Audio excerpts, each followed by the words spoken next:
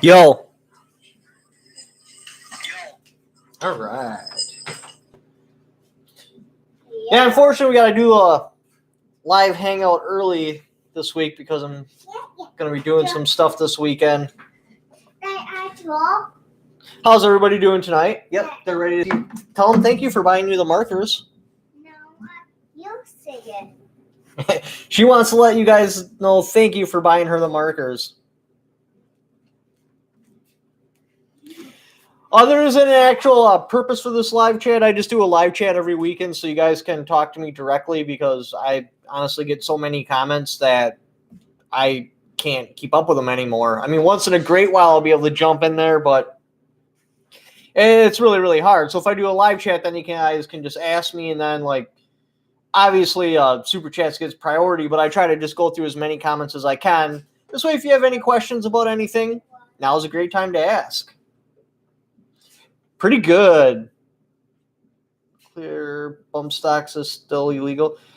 From what I understand, yes, bump stocks are still illegal right now, but we are, well, I shouldn't say we are because I'm not a part of it, but they are making steps to where it looks like they may actually be legal again. Hi, Lone Wolf. What do we got here? Going in. Ever getting into 3D printing? No, because the whole point of 3D printing is to be able to do things inconspicuously, move through the internet like a ghost. My internet trail would look like somebody ran through a cornfield with both their arms out. You got to understand, I didn't get in. Internet didn't get popular until my senior year of high school. That was the first time I was ever on the internet. So I missed the learning curve of being brought up on the internet. So I just don't understand it other than I could type in Britney Spears fake and see a bunch of really hot pictures. Oh, and when I grab my phone and I'm looking at it, that's when I can actually see your messages because I just let them scroll. So when I pick up my phone, if you have something to ask me, that is the time to send your texts. Holy crap, $10 super chat. Thank you. Bump stocks, yes, please. Do it now. How old are you? Old as shit. Hey, CRS. Here's some love from Oklahoma. Thank you. I live down the road from Copper Customs. Do you have any more information on that? No, I don't. I pretty much think that's a dead story. If somebody winds up doing a really, really, really popular video on it again, I'll go as far as to critique that video. But as far as covering the whole SVD thing, I put my piece out there. That's as far as I want to go unless I see him get to what I feel is nailed on fairly. Love from California. Try to figure out your account. Where did you grow up? Oh, my accent's Wisconsin, and I've muted my accent a lot so I blend in. When I first started making YouTube videos, I used to get so much crap. Because in Wisconsin, when you say Pacific, it sounds like specific.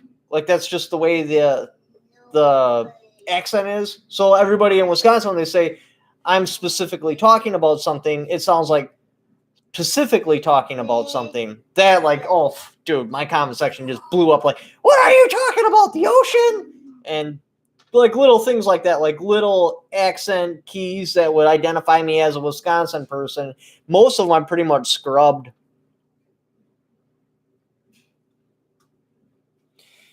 I don't care to shoot my AR 8.5 pistol.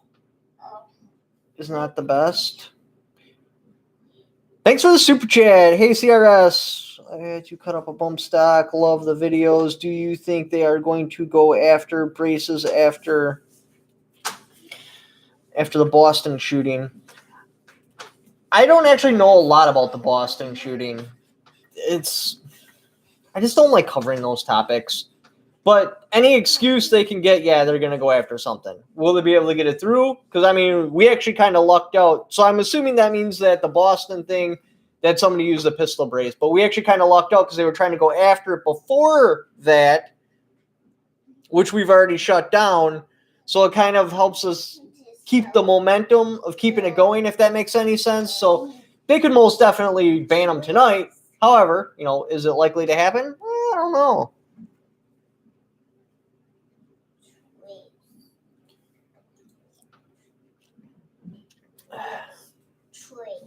Do you like the Star Wars question? Do you like the Square trilogy? I'm not sure what trilogy that is, because with the Star Wars books, there's a stack of them. Like, I could literally pile them from the floor to the ceiling. There's just an incredible amount of them. You have to be more specific about the trilogy you're asking about, because I went through as many as I could find. I soaked them all up. My favorite was probably like either the Bane trilogy or Force Awaken.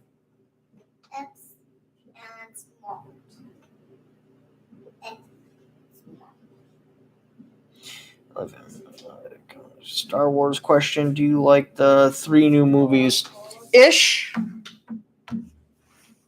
I don't even know how to put into words what I think about the new movies. I don't absolutely hate them, which is good. That's cool. I love the fact that they're like covering the gaps between like. All right, so you got the first 3, which were actually the last 3 of Vader, and then you got, which gets confusing. I like how they like bridge the gap to where Vader comes onto the ship, and like how they got onto the ship. That was pretty cool. What was that one called? Rogue Squadron or something. So I don't totally hate the movies, but I'd change a couple of things here and there. What does ITAR apply to an SOC? When do I have to pay? Looking at getting my FFL. Well, before you even consider paying ITAR, make sure to look up information that is less than 1 year old, because that actually died about a year ago, March 9th of last year. So all the articles you'll read are from like 2018, 2020. You got to find something that was written in like the end of 2020 or 2021, because the whole rules with ITAR are totally different now.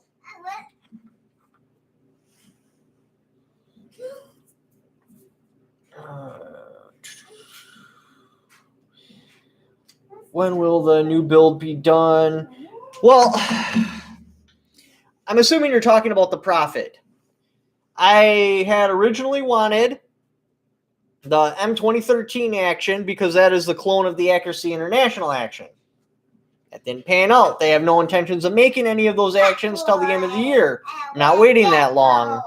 So then I bought a titanium Remington action because it would slide right into that chassis, and I thought, well, after I can get the action I want, then I'll just pull that out and do a separate rifle build with that. Well, that fell through. The guy placed the order, and the order never showed. So then I canceled that order, and then I bought a stainless steel action, which was supposed to ship Tuesday to me, but then I called the shop, and they're like, well, it hasn't even arrived here yet for us to thread the barrel on.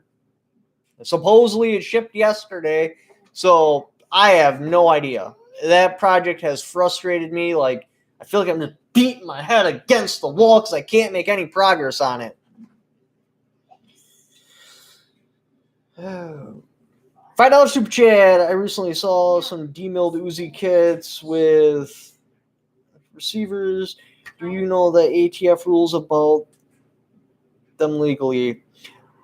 I don't know much other than it's got to be 922R compliant, and you have to convert it to a closed bolt. You can't do a build and have it an open bolt. Apologize, I don't have more information on that. Another super chat. Is an AR pistol and 5.56 needle really worth owning?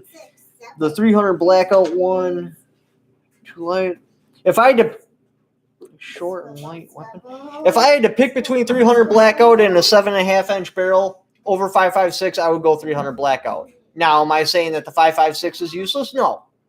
The key is to stay above 2,200 feet per second to your expected range. So you figure out the velocity, figure out where it drops below 2,200 feet per second, and if that's within your range that you want to be in, you're good to go. Because once you drop below 2,200, the bullet acts totally differently inside of fleshy targets. So you want to stay above that so you get the hydraulic expansion and cause maximum damage. Another super chat. Hey, brother, do we have any giveaways this video? Gotta be something I can give away. I wish I would have tested out that camera already, because then I could have gave that away.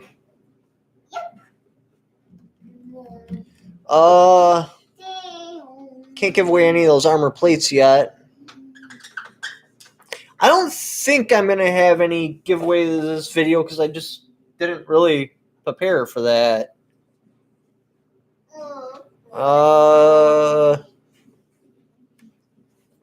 Give me a second. Let me look around.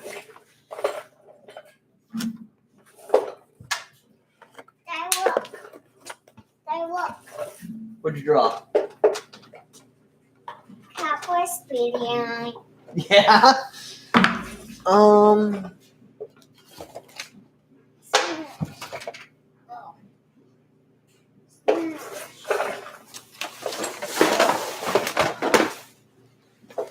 Ha! We'll just do this rifle case. I know it's not a very good giveaway, but it'll be something. I'll give it away at the half-hour mark.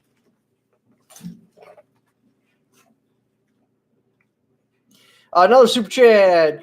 Do you do Patreon giveaways? Yes, I haven't done one in a while, but the next one I'm going to be doing is a reloading press for 45 ACP. I just don't know how, because like the stuff that you guys want that I would actually want to give away, I can't give away because I would get banned from either YouTube or Patreon for giving it away, if that makes any sense. So it's really hard to do giveaways. Give it to me, I need it. Give that knife away. That's always... I can't give my knife away because I've had that thing for a long time. It's cleaned several animals. It's opened cans. I've done basically everything with it. So it's sentimental. Otherwise, yeah, I totally would. I'm going to start actually just buying stuff specifically for giveaways. Don't give me a key card. What's your daughter then? You showing him the kitty?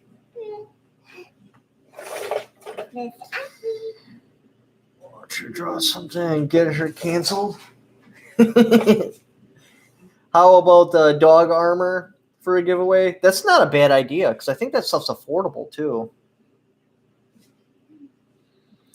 Give that cat away. Oh, I would love to. I'm not a fan of house pets at all. Why somebody would think it's okay to have animals inside of a house just blows my mind. But, you know, you got to make exceptions for children and girlfriends. 20 million private gun owners in the air. FTs. 1 million. Got boss. Make kid channel.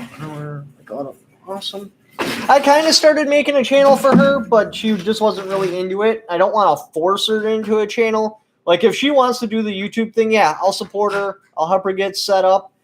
But I feel like if a kid gets pushed into that position, they'll eventually go crazy like Britney Spears and shave off their hair and just try to get away from all the media attention, if that makes any sense.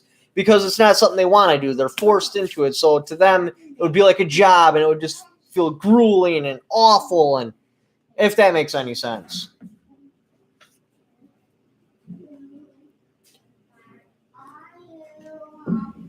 Can win a do a giveaway of OnlyFans where they can win a free subscription. How hard is it to get an SOT? It's about as hard as writing out a $500 check. This video is brought to you by the ATF. Thanks, Rich. Oh, check it out. I got an Easter egg up there. Somebody made me a right there. An Undercover Agent of the Year award. So when you guys are in the comment section, pretend like talk to other commenters and be like, oh my God, did you just see in the video? He's literally got a plaque of being an undercover agent. Like, really just drive it home and push this whole conspiracy that I'm a secret agent, man. Eventually, as soon as because I ordered an ATF jacket from eBay, as soon as that bad boy shows up, I'm going to put it right there on the couch like I just forgot it there and accidentally had it in the video. It's going to be amazing. You'll be able to bring trolling to a whole new level. I can't give away ammo. I'd get banned if I did that. He's giving you a number. Like watching your channel. Keep up the good work. Thank you, man. What's your thoughts on the POF? I've actually never had a chance to hold one. They look decent on camera. I think they'd be decent rifles, but until I actually hold one and get to feel it out, then I'll let you know. Oh, somebody's apparently sending me a rare breed trigger to test out, so that'll be pretty cool. Secret Agent Man. Here's your chance to talk to yourself, Tim D. Best gun you own? Best gun or favorite gun? My favorite gun would probably be the Winchester 1897. That thing just, oof. I got some personal attachments to that. Most practical gun would probably be the MLP. The Scar, that I really like. That thing's just a hammer. It just keeps chugging along. It shoots a heavy cal. That one I'm a huge fan of. Oh, so yeah, I gave up on the night vision thing because I'm like, well, what the hell? You know, I expected something in the $3,000 category, but it actually turns out the one that I want is like close to $6,000 because you guys told me that the one I was looking at was garbage, so I have to get a different one. So I gave up on the night vision for now. I'm going to wait till I got a little bit more money so I can get the actual one I want. Plus, not to mention the leave time on those were like 96 months. Just this absurd long time. Apparently, there's a whole bunch of people shopping for night vision right now. So I purchased the Benelli M4 H2O. So that's going to be making an appearance on the channel. I purchased this shotgun because I was going through different guns. I'm like, what's around the $3,000 mark that hasn't really been jacked up that too much? And originally, the Benelli H2Os were like $1,900, $2,000, and now they're going for $2,200. I'm like, well, $2,200, you know, that's like what, a 1% markup?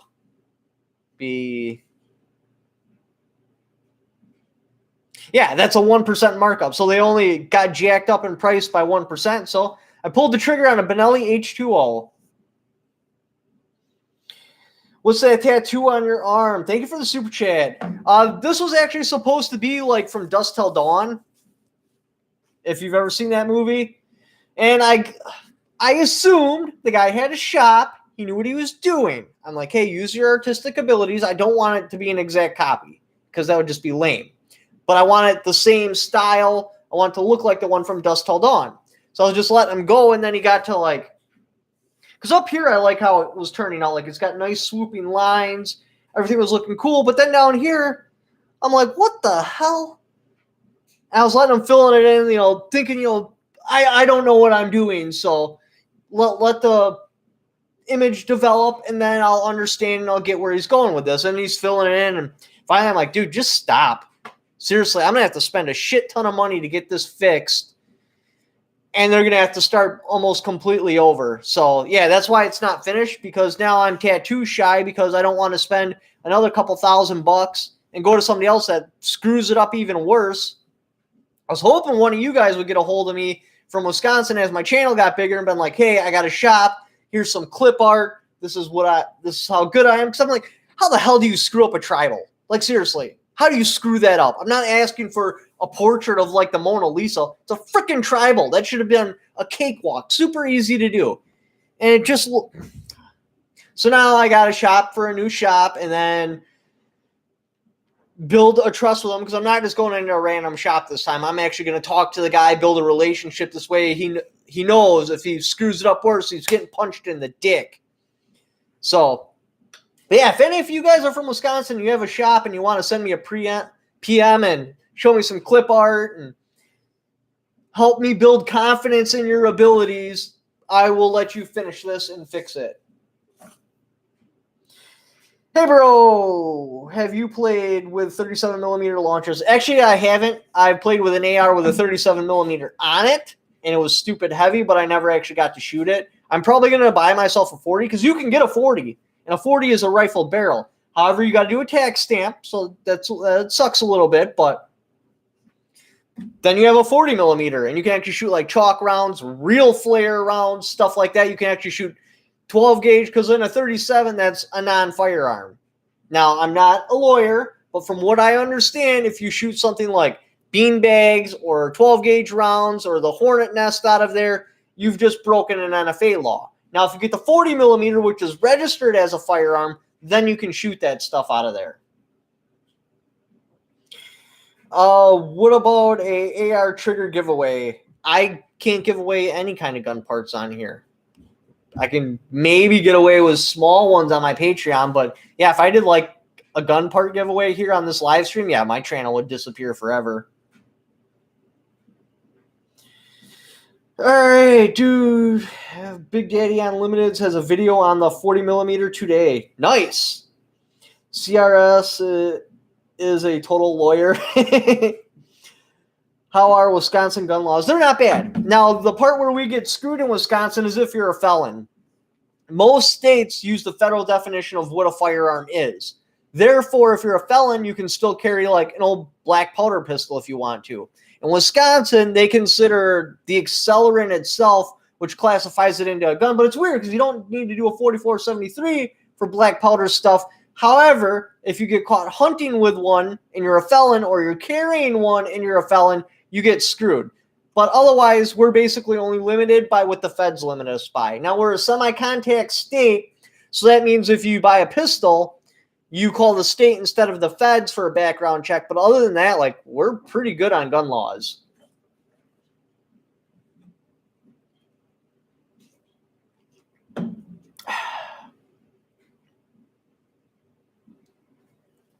I think ammunition prices are about to go down. Now, am I talking like pre-stupid ban go down? No.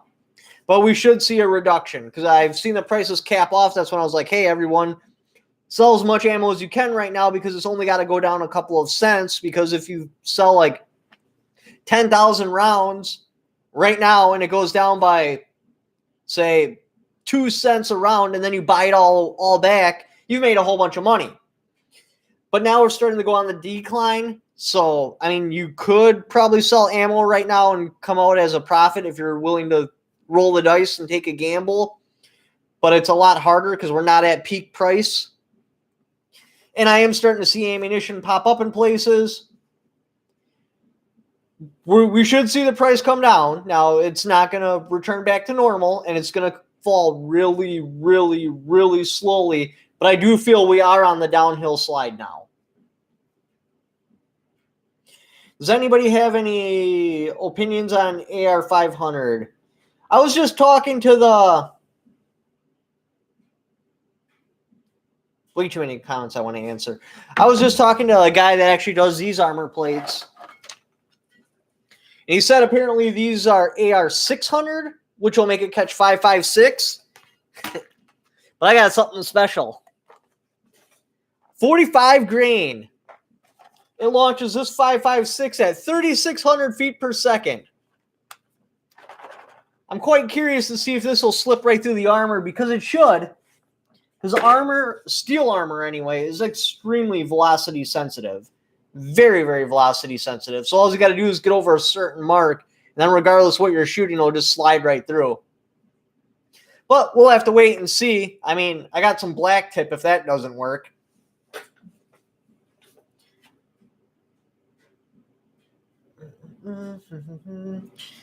Ammo is stocking up. Still empty shelves on Walmart and stores blast. Oh, you won't see it on the shelves first. It'll go, so, all right. When we were at peak price, people were literally buying it direct from the dealer. Or not the dealer, the manufacturer, when they could. So eventually they'll meet all those really, really desperate people that are willing to pay like $2 a round. Then when those people are taken care of, then it'll start showing up on the internet. You'll start to see it pop up. It'll slowly, slowly pop up. Then it'll get to where you might start to find some deals on the internet. Then it'll start showing up at our distributors because they'll start having a surplus. Because once like they actually fill their back orders, well, now what do you do with it? You send it to a distributor. Once it hits the distributors, that's when you'll start to see it show up on shelves. Yes, places like Walmart, Cabela's, Bass Pro, Bass. Bass Pro Shops will get it first because they have the buying power to bump themselves up in the line. But it's still going to be a while before you can just walk into the store and see it for sale. However, it should start popping up on different internet sites, and you should be able to start buying it again in a decent quantity.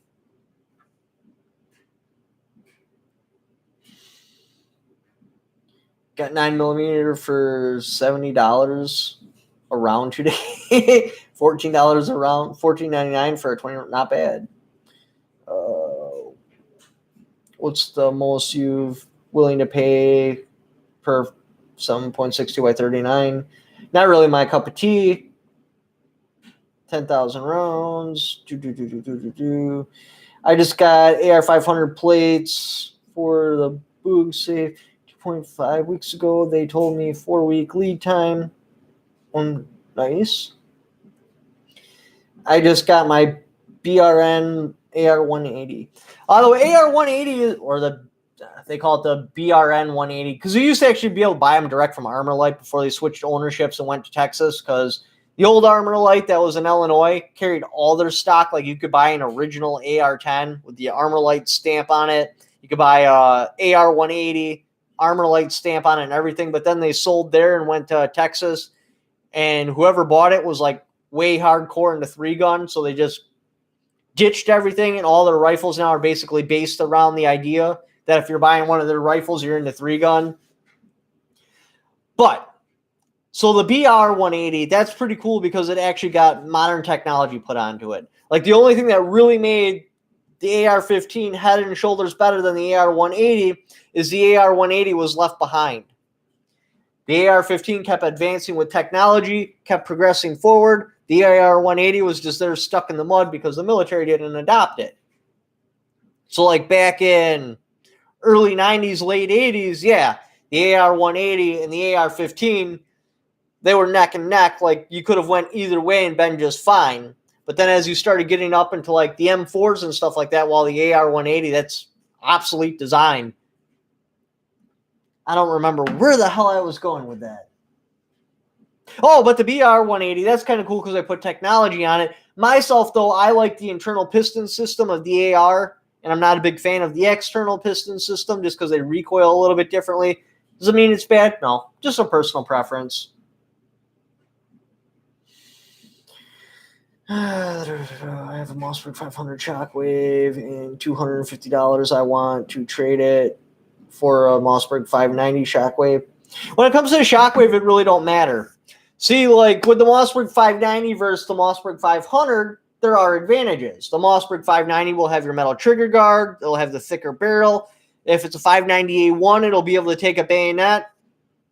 But for the Shockwaves, I mean, yeah, you're getting the metal trigger guard and the thicker barrel, but who really cares? I mean, I guess if you want to SBR it, I'd want to go 590. But other than that, like, it wouldn't really matter to me. Oh, and the 590 also has an external cap, so if you wanted to extend your capacity really far, you could. Where the 500 don't. It's the tube, it's manually cut off. There's no extending the capacity. You thinking about the Scar 20? Any tips for finding holsters for old guns like Canik?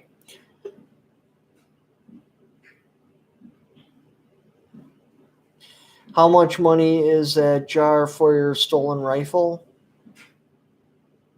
Well, the Canik, the best holster they ever made was the first version that they originally came out with. It was a paddle holster. It had a little button on the side. Worked amazing. Then somebody at Century Arms, I don't know, maybe they went on a meth bender or what, but they made this new style holster. I did videos about this, about how much I hate it.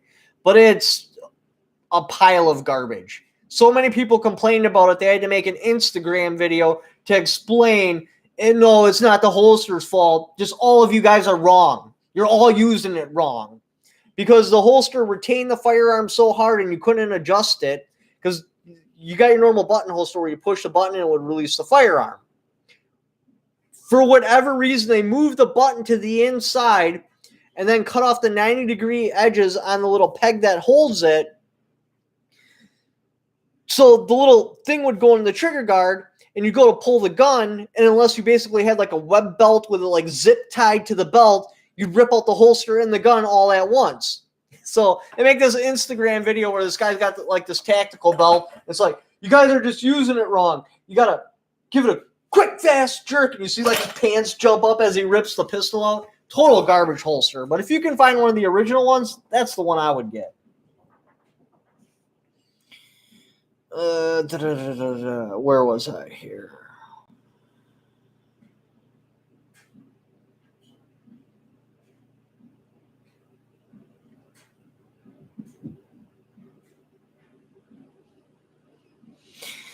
Any advice on 7? If I'm going to go 7.62 x 39, I sure as hell ain't going in an AR platform. That is going into an AK platform. Because that cartridge, compared to like the 5.56, is completely inferior. That's why the Russians themselves ditched it and went with the 5.45, because it performed a lot better to an AR platform. Yeah, on paper and stuff, 7.62 x 39 looks amazing. But when you actually like see it go into targets and the damage it does, the ballistic curve, you're like, wow, that thing is like really, really inferior compared to the 5.56 or the 5.45. So if I'm going AR, it's going 5.56. If I'm going 7.62 x 39, it's simply on my romance with the design of the AK-47. Therefore, it will be an AK-47.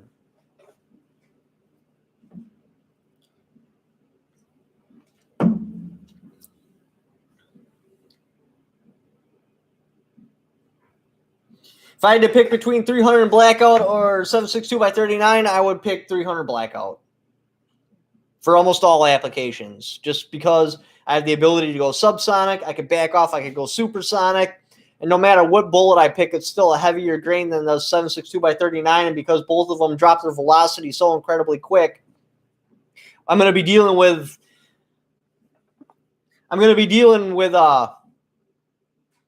diameter and mass to try to put down my animal or target, instead of a kinetic or velocity that you get from like a 5.56. So therefore, I'm going to go with 300 Blackout. It's just the way I am. Super chat from Military Arms Channel. Thanks for all you do, man. Thank you, man. That's really, really cool. Yeah, I agree. 300 Blackout for the win. Compared to 7.62 x 39, what the 300 Blackout can bring to the table, most definitely I would go with 300 Blackout over 7.62 x 39.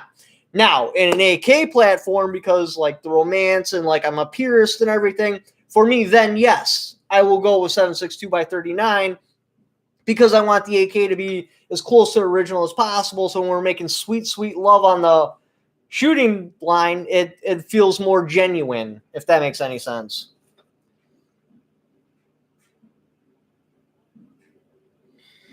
What do we got here? Do you like 50 Beowulf? I've never been behind it. I think the concept is cool, but if I had a 50 Beowulf, I would have a Desert Eagle in 50, just because. To me, that makes sense. Now, I would rather run 50 AE paired up with the Desert Eagle, so then I only got one type of ammo. But still, I mean, if I'm going down the 50 caliber class, I might as well just get a 50 caliber pistol to match it, right? Or like a Smith & Wesson 500. Like, that'd be pretty cool. AR-10 is a battle rifle. Yes, I agree. 50 Beowulf destroys bolts. Yeah, Mac from military is saying 50 Beowulf destroys bolts in my extraction. 16-inch first.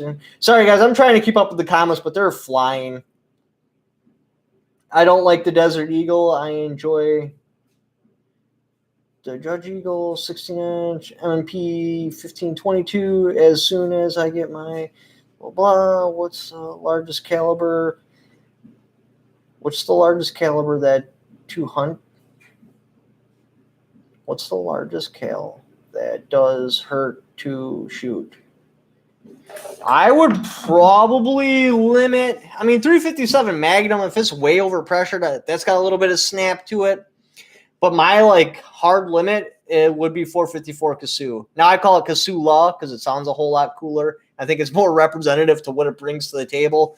But yeah, I shot that bad boy like 3 or 4 times. I'm like, dude, I'm done. Now I like the 454 Kasu because I can put in 45 long Colt, do all my practice, training and have a good time. And then if a bear comes around the corner, I drop in a 454 Kasula, pull that bad boy out, and be like, "Wolf, I didn't know it was like that." So, yeah, I'll just back away because you're looking at a 45 long Colt under magnum pressure. It's like, dude, those things just hit. I cracked the steel plate.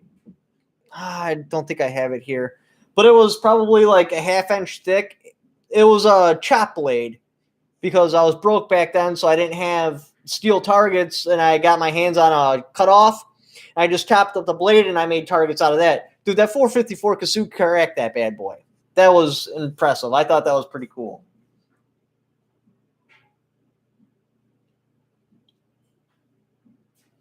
Yeah, so 454 will shoot long Colts.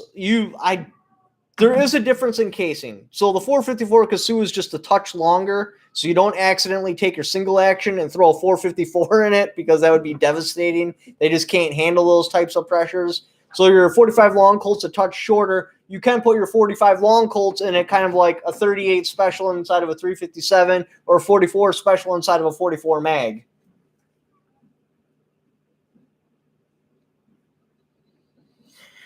Now it's time to give away that rifle case. Okay, so how I do my giveaways, because I can't think of any other better way to do it, is just go on my Instagram page, which is right here, and then send me a message of the secret password I'm going to give you, and whoever sends it to me first gets the rifle case. It will be...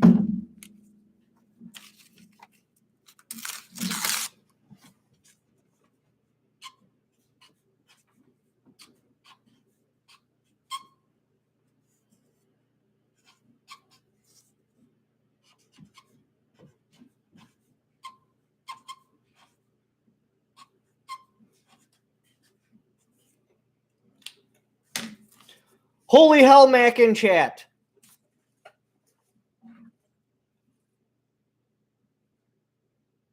All right, I already got a winner, so if you haven't sent the message by now, it doesn't really matter.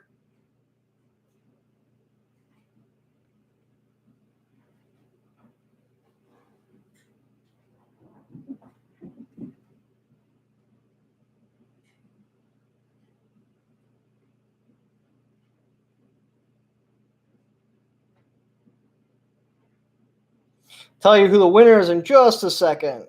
I gotta add them all to the chat so I can see which one was the first.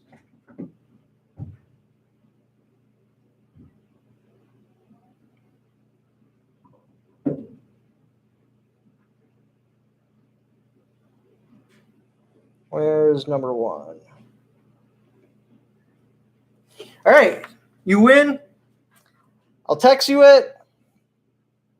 And then shoot me your address, and I will get that sent out to you.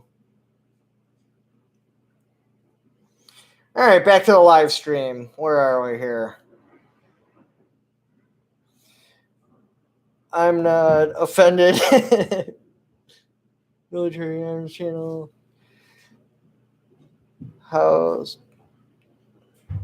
So how did Ruger get after Bill died? I think Ruger made a turnaround because, like, way back when, they used to actually, like, carve into their firearms for military or police use only on, like, Mini 14s and stuff. And I don't know, I just found that kind of offensive. And after that stuff changed, I think things were a lot better. Oh, I got a crazy story for you. Now, I can't give out any names because this is still a story in development, but so this guy, he orders, was it a Mac 10 or a Mac 11? I can't remember if it was a Mac 10 or a Mac 11.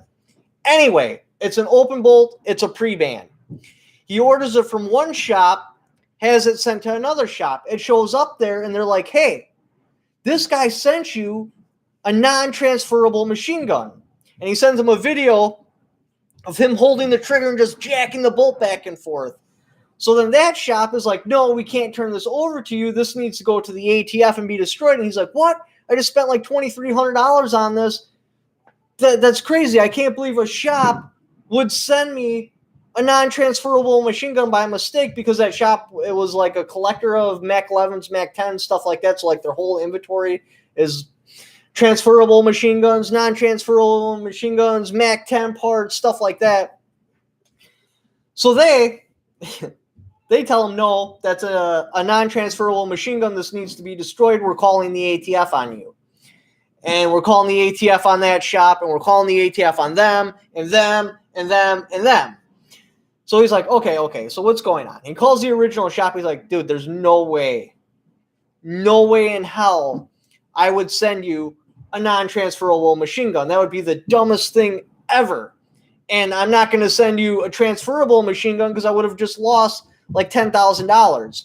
So he calls that shop back, and he's like, hey, this guy assures me he, in fact, did not send me a non-transferable machine gun. They're like, no. It says safe and fire on it, and when you open it up, it's all machine gun parts inside. It's been converted. So he calls that shop back, and he's like, dude, they probably don't even know what machine gun parts look like, and now I think he got schematics of what they look like. So then he called that shop up, and he's like, hey, I need you to open up the firearm for me so I can see that it does, in fact, have machine gun parts inside. And then they're like, well, we can't. You can't touch it because that's a non-transferable machine gun, and you can't possess it. So then he calls the ATF agent himself, and he's like, hey, I don't know what's going on here, but I think this shop is trying to steal my gun. I ordered a pre-band, I'm just going to call it a Mac 11, had it sent to them, and looking at the video the kid sent me, I think what happened is he held the trigger, and he just jacked the bolt back and forth and broke a piece off of the bolt catch, and now he's calling it a machine gun, and he wants to take possession of it. What do I do? So that's where they're at that point, because that's crazy, because that's probably what happened, is it probably was a semi-auto Mac, and it just broke off the bolt catch. Now, I don't fully understand the mechanics of them, but I talked to a couple of different people, and they're like, yeah, they wear out, and then they'll slip full auto, and you got to replace the part. That was the whole reason that they got banned. So that was just a crazy story I thought I would share with you guys. Rifle case, giveaway, cool idea, or even a pistol case. Here's my clip for a case. Yeah, I can do cases for giveaways if that's what you guys want. Like, I can get in Pelicans and a whole bunch of crap because I want to give you guys something. I want to give back because you guys support me. You send me all those super chats. Like, it feels really good. And, yeah, I just want to do giveaways.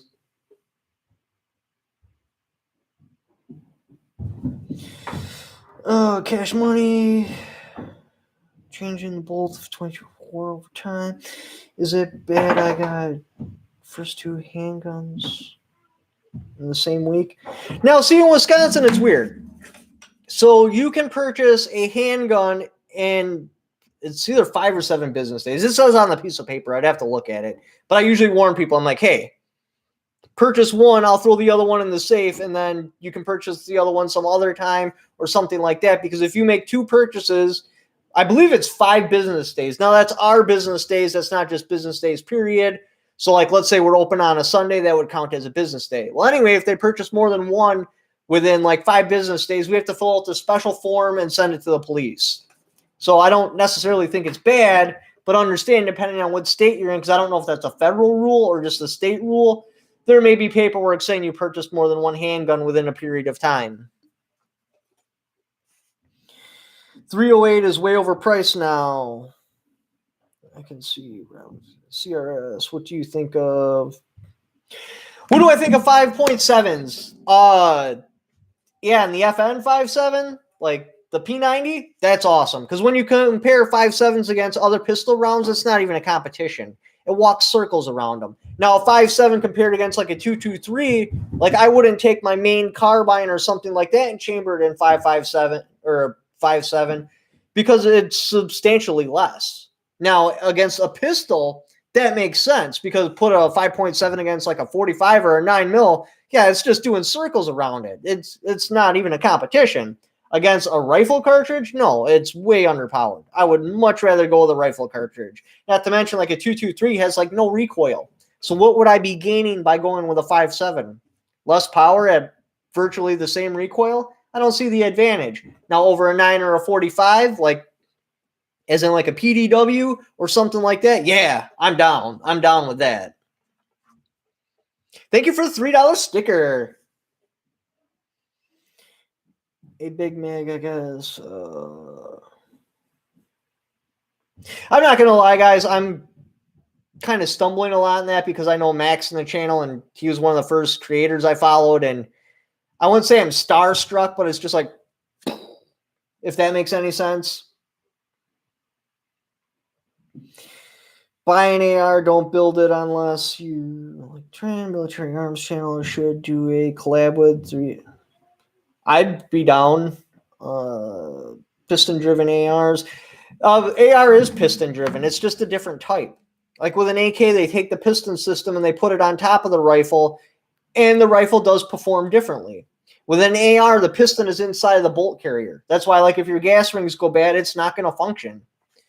So gas comes down the gas tube, goes into the bolt, goes into the expansion chamber, which is the piston, and it operates right there. Now, there are advantages, like you can't shoot an AR underwater. It just doesn't work out well. In AK, you can. Am I willing to take the extra weight, extra parts, extra pieces, the non-compatibility with like every other AR out there? No. I'm going to stick with the design that I know works. It's been working for a long time. Maybe there were some issues in Vietnam, that I'm not going to say there wasn't, but the modern AR, you just don't see that kind of stuff. So I'm going to go with your standard bolt design. What do you think about the DP12 gauge? I never had a chance to shoot that, so I don't know. Shot the 5.7. Love the channel, brother. Keep up the good work. Stay out of trouble. I do my best to not get myself into a position where I'm in an unwinnable fight. Now, I am forced. I shouldn't say forced. How to word this? Because this is a live stream and I can't take it back. Because of the position I'm in, which you would call like an influencer, I do have to poke the bear. And, someday they might swat me down. And that's a risk I'm willing to accept. Because I almost feel like you got to set an example. Because if I don't, and that's the example I'm putting out there, that's terrible. So like when I call the ATF out for stuff and like, I understand I'm putting a big old target on my back, but that's a risk I took when I went into this particular profession. Like if they ever ban full or semi-autos, I'm screwed. It's pretty clear I have a lot of them and there's no hiding. Not to mention they'd want to shut me up immediately on something like that, so I would be one of the first ones to get hit. I'm willing to accept that risk. If I ever get swatted, don't feel bad for me. Don't pity me. My girl will let you know how you can help. But I accepted that risk. I'm a big boy. I knew the consequences. I went out there and I took the risk. So I take it on like if the whole matter is weighted solely on my shoulders. Because if I don't, and I'm in the public eye, who the hell else is going to? What do you think about the HK91? I've never held a true HK91. Now, I've held like the C308, stuff like that, like stuff that's similar to it, and I wasn't that big of a fan. I really need to actually hold an actual HK91 before I'm willing to make an opinion on that particular rifle. As far as the clones go, no, they've all been garbage cans. I haven't liked any of them. Even the PTR versions, I'm like, ugh, this thing just... I don't understand why the C308 is so much cheaper than the PTR, but when I compare them in like, yeah, quality control is far better in the PTR, but I'm just not seeing like the next level of... I'm not seeing where the extra money went, if that makes any sense. Calm LOL, glue. Over the Glil or the AK-47, I would go with the AK-47 just because that's the one I know. Would I own a Glil? Oh, yeah. If there was two of them there to pick, because I'm just not familiar with the Glil, I would go with the AK-47. Now, when I get some trigger time on a Glil, that might change. You should shoot a CM Banshee.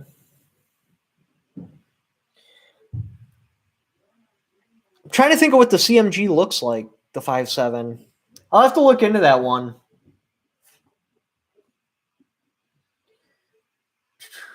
Thanks for the $5 super chat.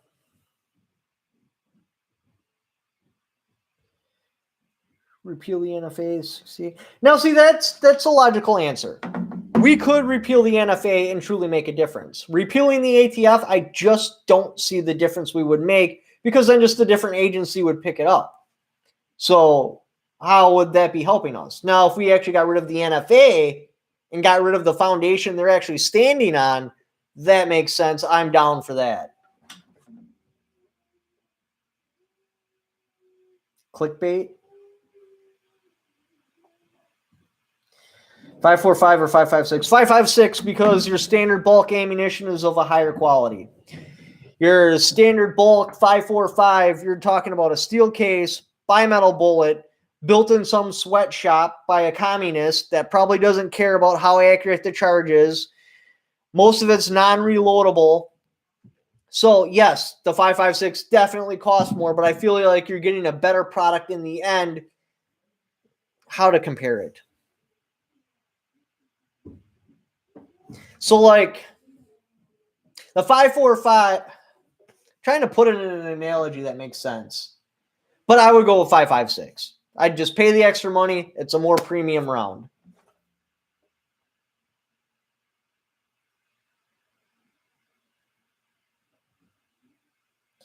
Can you do a trigger pack video of the PS90? Whenever I do any videos at all where I'm like diving into the guts of a firearm, unless I just show little pictures and I don't actually have it on the table, they demonetize it, swat it down, and no one ever sees it. So maybe I'll get a P90 and like take it apart and take pictures of how everything's working and do a video in that form. But as far as like ripping it apart on camera, one, it's against YouTube policy. I'm not supposed to take apart guns. Two, even if they do let it go by, it's just going to be a dead video. So I might be able to do something like that, but I got to think about exactly how I'm going to put it down first. $5 super chat, Sarah Dude. I hope I pronounced what you were saying right. CRS Firearms, you're on Discord as Mike Honcho. Yes, that is correct. What do you think about the 6.5 Grendel? It's got its place. It really does. Now, when I say it's got its place, I'm talking about shooting at paper. So, like how I break things up in my mind, 0 to 30, I'm going 12 gauge. Buckshot all the way. Past 30 yards, all the way out to 300 yards, I'm going 5.56 because that's the most effective cartridge within that range. 300 yards to 500 yards, it's going to be like 243, 308, 6.5 Creedmoor.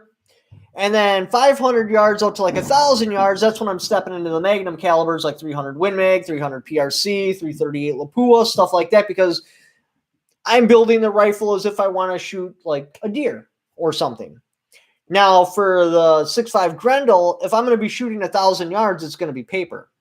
And that's going to be the way it is all the way out. Now, the 6.5 Grendel, like really, it's super lethal from like point blank to 400. However, you're going to have a reduced ammo capacity. So what would I rather have? Yes, it's got that edge from 300 to 400 over the 5.56, but I'm giving up ammo capacity. I'm picking up weight. So in my mind, I'm going to go with 5.56 because I just don't see the advantages it has when I'm narrowing it down this much. Now, if I'm bringing target shooting into play, where I'm shooting at paper at really long ranges, then yeah, 6.5 Grendel sounds really badass. Got a super chat. Is it true the bump stock ban was lifted? No, the bump stock ban is not lifted. However, now it's weird because he was saying like in certain areas that it would be okay. I'm not a lawyer, so I'm not going to dive into that, but we are making steps towards the bump stock ban being lifted, like actually making forward progress. Before we were just stuck in the mud.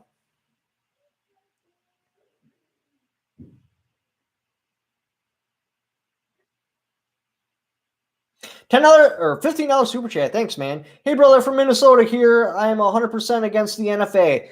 Oh, me too. Like that's just a terrible decision made by our government. And fuel those who paid their debts to social should have the right to bear arms. I agree. Especially murderers, rapists, etc. Yeah, I believe that. Accept your commentary. Thank you. I believe that too. If you're safe enough to be released out of prison, they've determined you have served your time, you have paid your debt to society. I do not understand why you have limited rights. Why should you be limited compared to anyone else? You're safe enough to be on the road where you could drive a car through like a bus stop and just wipe out people and buy ammo. You know what I mean? Like there's just so many dangerous things out there. Why are firearms restricted? You've paid your debt to society. They've determined you are safe to return back to society. So why shouldn't you have all the rights back that you originally had?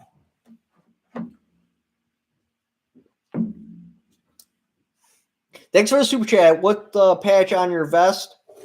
Oh, it's Umbrella, dude, from Resident Evil. I got a ID badge too coming that'll say what the hell is it?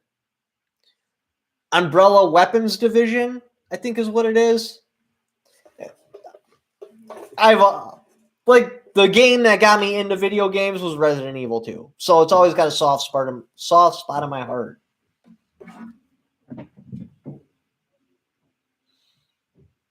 Thanks for the super chat. Another super chat. AKAR hybrids. Best of both worlds, the worst of both worlds. Or are they... Now, when you say hybrids, are you talking about like an AK-12 and 7.62x39? Or are you talking about like an AK... Because I'd almost consider like an AK-74 a hybrid because it's still got the AK platform. However, it shoots an actual effective cartridge. It don't shoot that crap 7.62x39. Or are you talking about like an AR platform that takes an AK mag? Now, if you're talking about an AR platform that takes an AK mag, no. I would go with a 5.56 and an AR platform because it's a superior cartridge. Like, hands down. It doesn't even... 7.62x39 can't hold a candle except for hard target penetration. So unless you're hunting cinder blocks, the 7.62x39 has no advantage over 5.56. Now, if you're talking about like a modern AK-12 chambered in 5.45, yeah, that's cool. I'm down with that. That's a cool rifle. Or like an AK-74, that's also awesome. Get a great cartridge inside of like your standard. Not standard. What's the words I'm looking for? The sex appeal of steel and wood with a good cartridge. So, I mean, it all kind of depends on what you're talking about by like an AK hybrid. Another super chat right on opinion on 450 Bushmaster. I love the 90 snail that holds 30 rounds, 450, and love the dumping it. I've never shot a 450 Bushmaster. I mean, it looks cool. I think that was actually created because some state laws say you can't hunt with bottleneck cartridges for... I don't know why they would say that, but apparently that gets around some of those. So, like, I see the purpose of it. Stars. Super fight mode zombies. Another super chat. AR and AR-15 standard for American... No, AR-15 stands for American Rocks like 15 times. That's what it stands for. Armor light rifle. I want 450 Bushmaster. Seems like a caliber solid copper or lead and copper. It all kind of depends what I'm doing. If I'm building like a long range projectile, a solid copper one is going to do better because it has less weight, so I can have a longer projectile for the same amount of grain weight. Therefore, I can have a higher BC. Now, when you're hunting, lead is a very, very dense metal. Is dense the right word? It's heavy, and it's cheap. So I can do a lot of practice with lead, and I can hunt with lead, and it'll be effective because it has a lot of mass to it. So it all kind of depends on the application.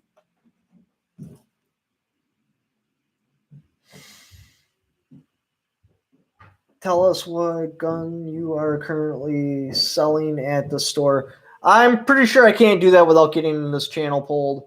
I love the four fish.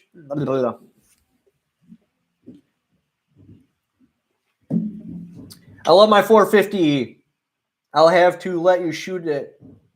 Shoot mine. I'd love to shoot a 450. I just kind of want to see what it does. I'd like to set up a whole bunch of cinder blocks and just hammer at it with like a 450 or like a 50 AE.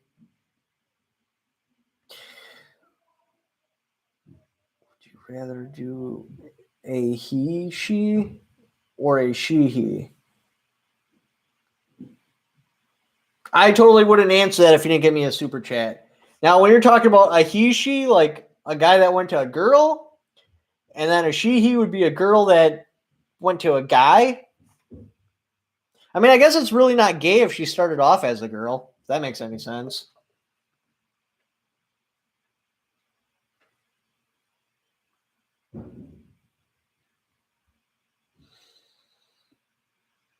How about a lady boy? I don't even know what a lady boy is. Best red dot? So far, I'm a big fan of the aim point, just because I can leave it on all the time. And I had incidences with my EOTech and not having it on when I needed it on. So I'm aim point right now, but for the longest time, I was a huge fan of EOTech because I love that 65 MOA circle with the 1 MOA dot. Not gay if you're pushing. Decent. Green. I agree. Those red dots I do really like. I want a SIG 556 want. I shot the. Would it even be called the 556? Because the SIG 556, like I imagine this very specific firearm. But I shot one chambered in 7.62 by 39, and I thought that was kind of cool. I did kind of like it.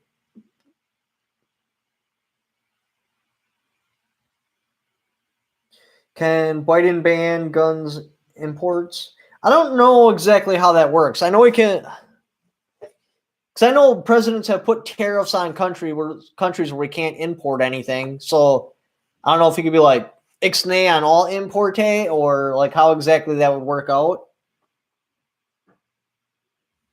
I want an EOTech, but I'm poor. Honestly, I know this is going to sound bad because it's like the whole against poor thing, but seriously, you're better off sticking with iron sights unless you're prepared to dump like a couple $100 on glass. Like I wouldn't even touch a red dot unless it was over $500. When it comes to scopes, I'm looking up more around the $1,000 mark because just what they bring to the table, like when you're running one of those crappy scopes and they got this little stupid toggle switch on there and they're not waterproof, and if you drop them, they're gonna break it. And sometimes you shoot in, it shuts off, or your battery's always dead. Like the problems you'll get from one of a cheaper red dot or scope, I'm telling you, I've already been down this road. You'll wind up buying a better one anyway. So you're better off just sticking with iron sights, saving up, figuring out what brand you really, really, really like, and buy their premium model. Keep up the great work. Thank you, and thank you for the $10 super chat. Strike all glass dry. M14, yes or no? I think M14s are badass, but I mean, if you can buy one, buy one. Romeo 5 is fine. What the hell's a Romeo 5? Tough as nails. I'm going to spend around $1,000 for my 308 glass. I strongly recommend it. Like, seriously, you dump serious cash on your glass, you'll be happy about it. You'll enjoy it. You're not going to have a bunch of stupid little problems.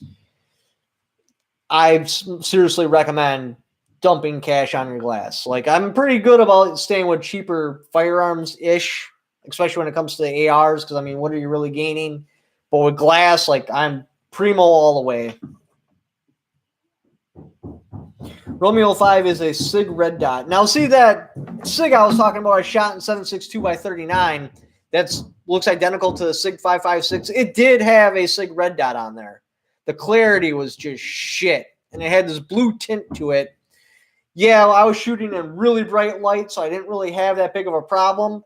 But if I was like trying to drill a squirrel or something out of the tree, something that blends in a little bit, I would have seriously had problems. Now, does that mean all SIG glass is shit? No. Just the one I shot that came with that particular rifle, that was a garbage. Total, just terrible. SOG scopes for PRS. I've never dealt with a SOG scope or a SOG scope, so I don't know if they're good or not. I can't give you an opinion on that. What's your EDC? Currently, it's a XDS 45. I need to downsize that bad boy, though, before summer comes. If I can find something, but I don't know. Maybe I'll have to jump on the gun brokers and bid something up. My favorite optic is my ACOG. I use the damn thing as a carrying handle sometimes.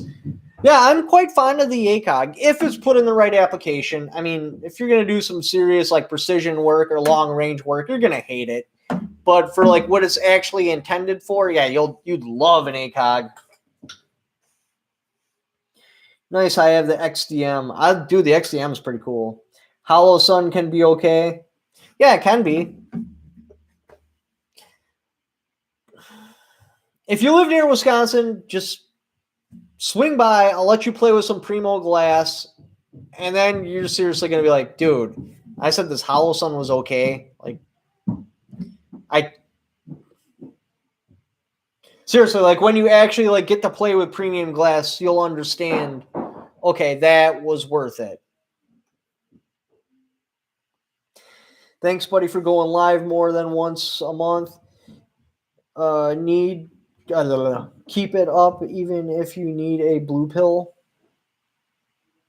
Well, thank you for the super chat. Yeah, I'm trying to go live at least once a week. This way you guys can actually talk to me because I'm not able to engage in the comments anymore. There are just too many of them and it's too out of control. I can't talk to anyone besides pinning one comment at the top, replying to him, but by the time he replies back to me, there's like 15 other people that commented on there trying to get my attention. So it's really difficult. So it's just easier for me for us to just talk back and forth right now on live streams. Hollow Sun 507K. 600 yards isn't bad. It's for 308 Galil Ace. I was looking at the Galil Ace actually, but it just reminded me too much of an AK. Then I felt like a communist, so I didn't buy it. SKS is awesome. Yeah, if I lived in California, there would be two main rifles I'd be looking at. One, SKS. Two, M1A, because those are the only ones that actually kind of look like the original rifle when they're California compliant.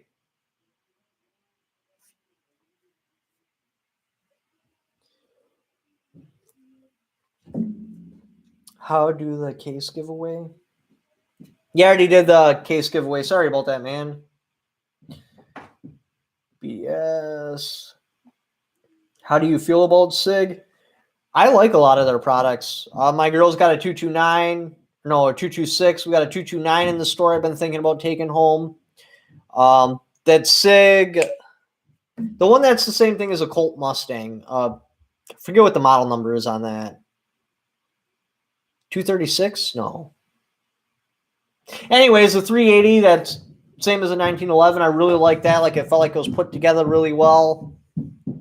The piece 365, got to play with that. I like that one. Well, not really my style. The 320, got to play with that one. Not really my style, but it just felt quality, if that makes any sense. Yeah, P238, like that one. You see the size of the chicken. Opinion on Ruger American rifles. I really like them personally.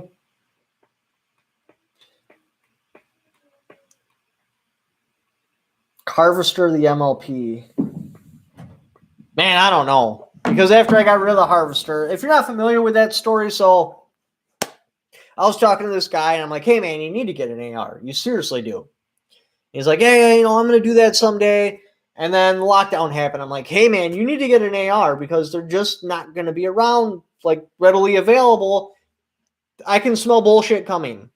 He's like, oh, yeah, you know, I need to do. And then the riots started happening. He's like, hey, man, let's get that AR. I'm like, dude, that ship has sailed. You can't get an AR right now.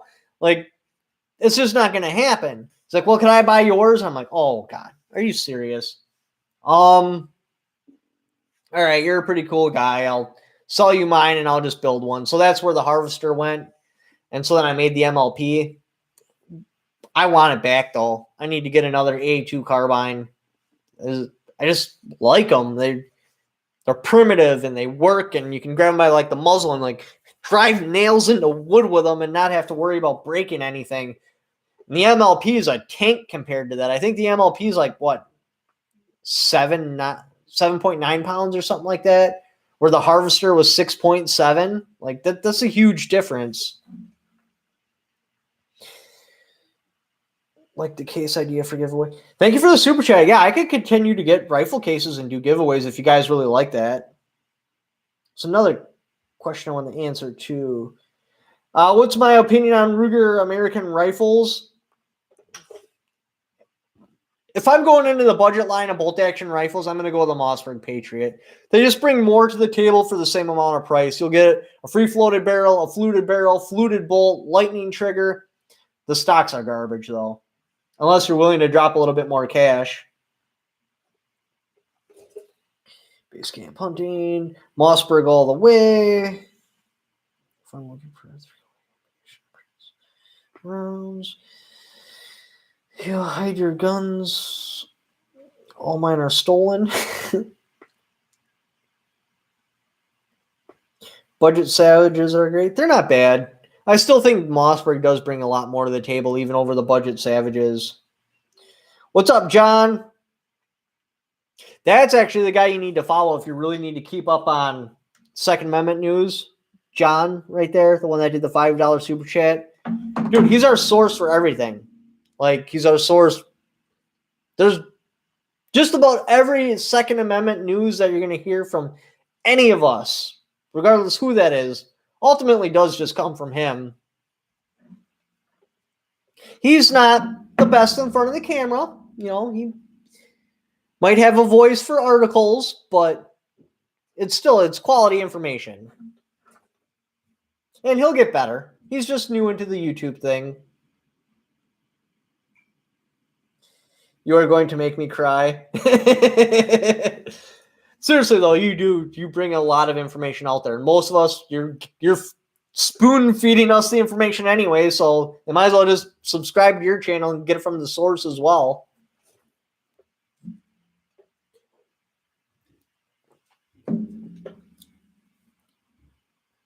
Oh, what are we at? Hour and 12 minutes.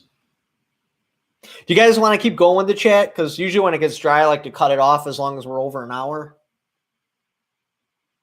I got my Colt AR 10 years ago. Got it out of the box. Will I get rated? Dry. Oh, what I mean by dry is like I'm just not flowing as well as I was.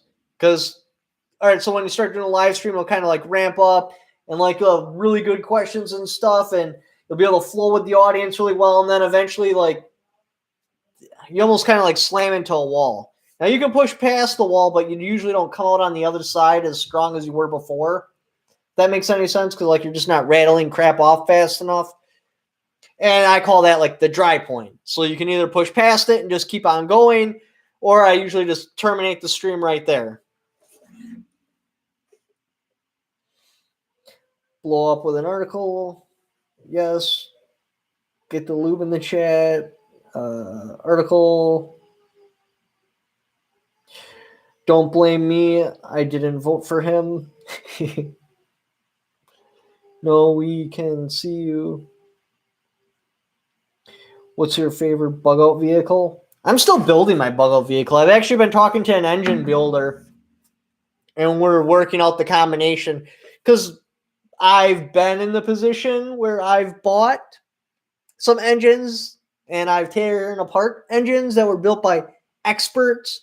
So we finally got over the hump where I've asked him enough off-the-wall questions you would only know if you really knew what you were doing. So now that I trust that, yes, he does actually know what he's talking about, now we're going to start talking about options, and I'm going to have him build me an engine for my truck because I can't pull the engine out and build it because I have a tiny garage.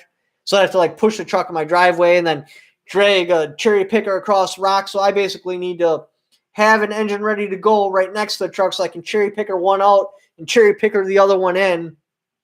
And that's where we're at. So now that I'm past the point where, okay, now I do trust him. I understand he knows what he's talking about. Now we're going to start coming up with a combination of engine that he feels is best for my rig, because since he's building it, I'm giving him the ball to let him make the decisions. And then we're going to drop that bad boy in there. What's your dream gun from? My dream gun from a movie, for the longest time, it was the M134. If you're not familiar with that, that's the minigun. Because of Old Painless and Predator, most importantly, from Terminator, when he kicks the desk to the window and he's just like, and I'm like, dude, I gotta have one of those. But now that I understand that there's zero practicality there, it's just not going to happen, I'm probably going to default to like an M16 with an M203 on it, maybe.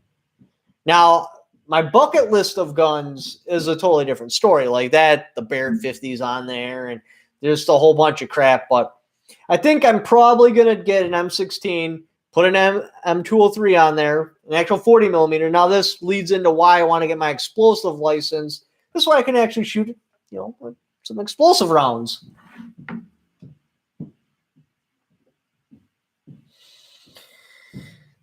Oh, it's got to be 40 millimeter. No way I'd go with a 37. Even if I have no intentions at all of ever getting my explosive license, it's still got to be a 40 millimeter, because then you get a rifled bore, and then I can shoot things like Hornet's Nest, 12-gauge shells, stuff like that out of there. You can't do that out of a 37. Well, you can, but you're breaking the law. Do you think you gain much with 300 Win Mag over 300?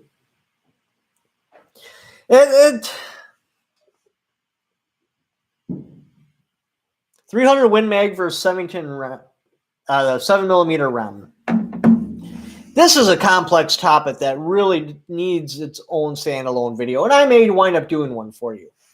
See, the beauty of 300 Win Mag or 300 PRC, like those really big Magnum 30 caliber cartridges, is you can utilize the maximum 30 caliber projectile, which is 7.62.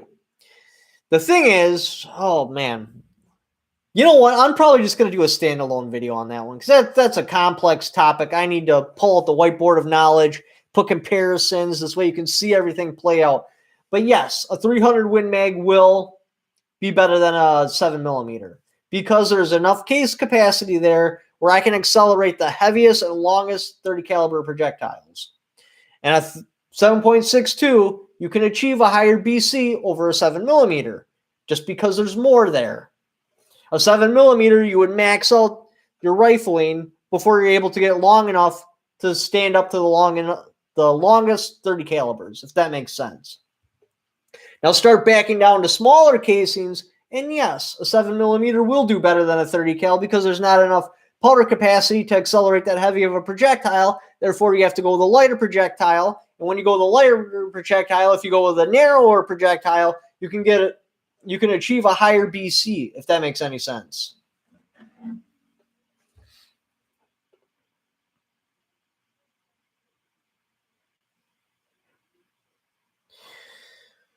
Is having body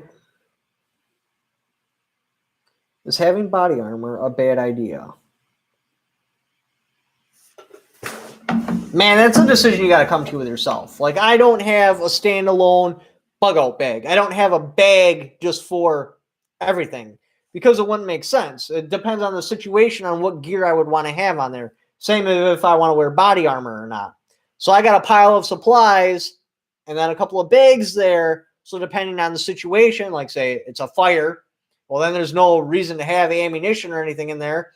I want like food, water, medical supplies.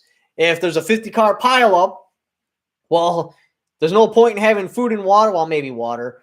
But medical supplies, water, stuff like that, that's what I'd want to grab and go help with the pileup.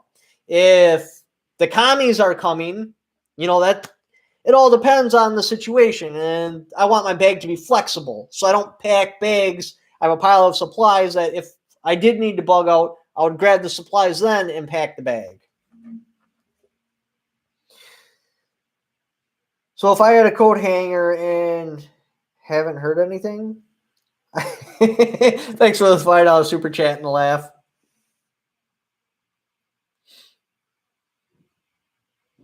What are the best AR-15 magazines? Well, Magpul's pretty good. I prefer steel mags, more specifically Colt military surplus mags. They're also stamped Hartford, Connecticut with a cage number on them. Those are my mags. Those are my go-to mags. The charcoal gray just looks really good in a black rifle. I like the way they sound. That's what I use.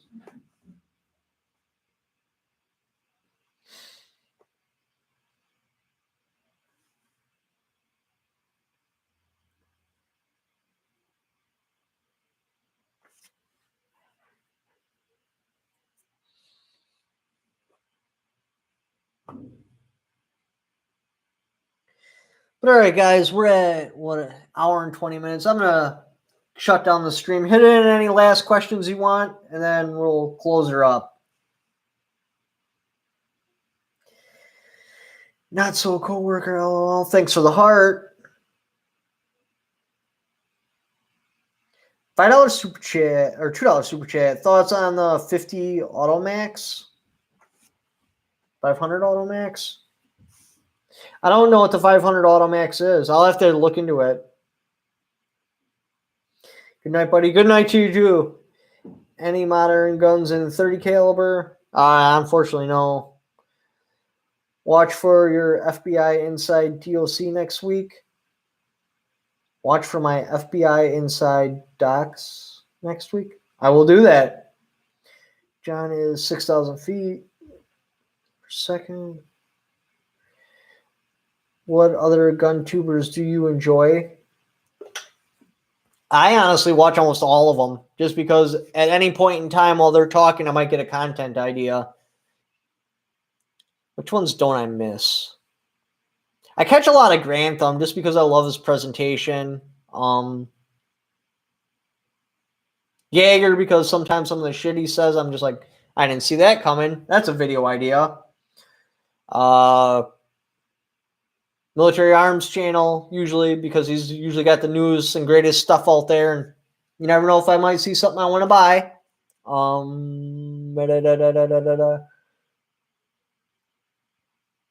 I don't know. Kind of watch them all.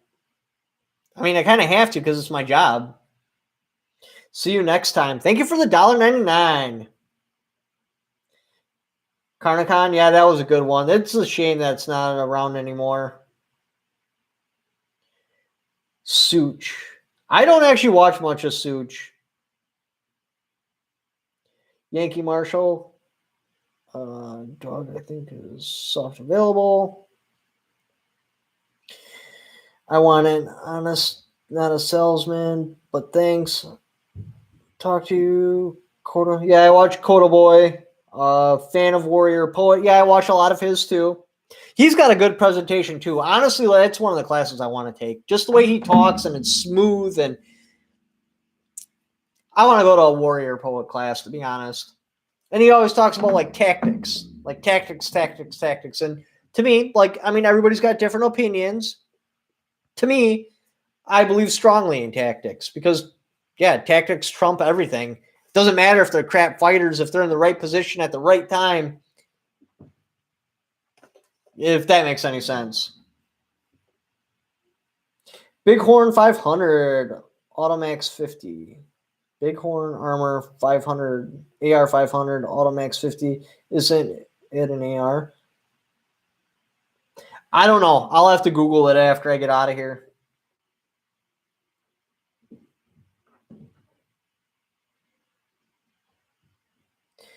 Me too. It's pretty cool. I like all of John's training videos. Ever watch Gun Blue 490? I don't think I've seen that one yet. Do you have faith that Patriots will take action if shit hits the fan? Yeah, I'm not going to answer that one.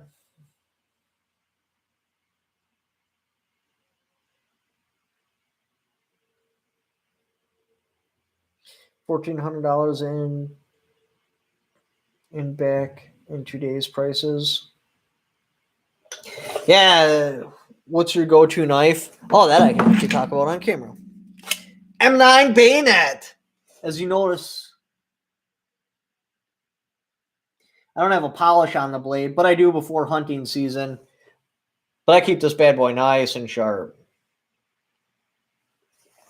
Now, when I originally got this knife, it didn't have an edge on it, and I didn't have a sharpener, so I sat there with stones for... I put almost a week's worth of work into that thing to form the edge and get it perfect.